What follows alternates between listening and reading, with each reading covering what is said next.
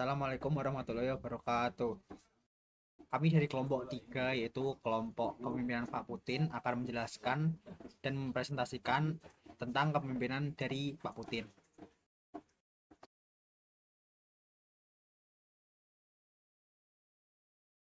Pengambilan keputusan Vladimir Putin yang pertama yaitu Putin cenderung memprioritaskan domestik politik dalam pengambilan keputusannya. Yang kedua yaitu keputusan melakukan Special Military Operation atau SMO di Ukraina didasarkan pada kepentingan politik domestik dan persepsi ancaman dari NATO. Yang ketiga yaitu Putin mengambil keputusan berdasarkan pilihan rasional dengan mempertimbangkan keuntungan di sektor keamanan, ekonomi, dan politik dalam kasus Crimea. Yang keempat yaitu Putin mengancam akan mempersenjatai negara-negara yang bisa mencapai sasaran di barat sebagai respon terhadap pengiriman senjata jarak jauh di Ukraina. Yang kelima atau yang terakhir yaitu Putin memperkuat kekuasaannya dengan melemahkan institusi politik, memusatkan kekuasaan, dan mengendalikan sistem peradilan serta arus informasi di Rusia.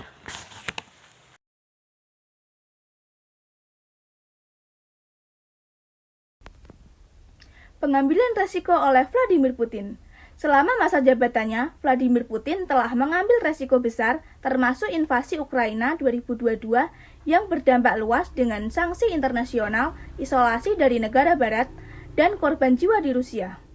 Konsolidasi kekuasaan Putin menjadikan Rusia negara yang lebih terpusat, menindas oposisi, dan mengusir jurnalis independen yang memicu ketidakpuasan domestik dan kritik internasional. Selain agresi di Ukraina, Putin juga terlibat dalam konflik Suriah dan aneksasi Crimea 2014 yang memperburuk dengan ketegangan dengan negara-negara barat.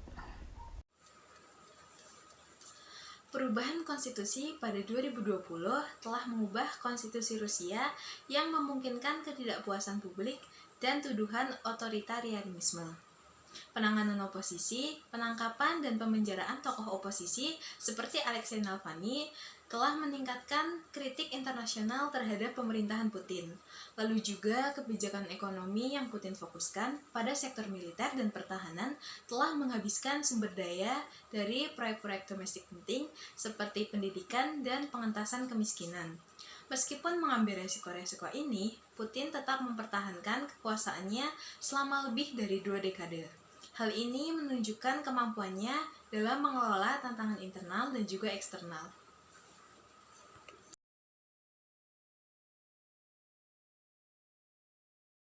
Lalu ada visi dan misi Pak Putin, yaitu penguatan posisi Rusia.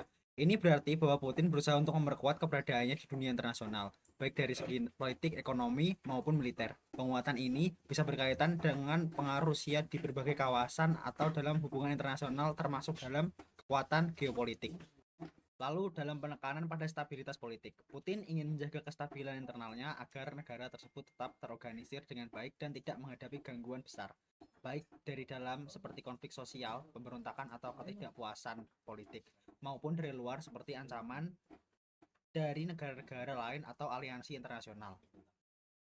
Lalu yang ketiga, penekanan pada kekuatan militer. Putin juga sangat menekankan pentingnya memiliki kekuatan militer yang besar dan siap untuk menghadapi ancaman.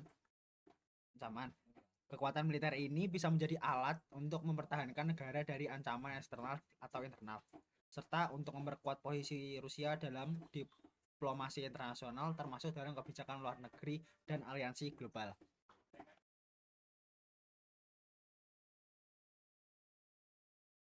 Vladimir Putin memiliki tujuan untuk mengembalikan Rusia sebagai kekuatan dunia yang disegani mirip pada masa Uni Soviet. Ia terfokus pada pemulihan ekonomi dan juga mengurangi kemiskinan.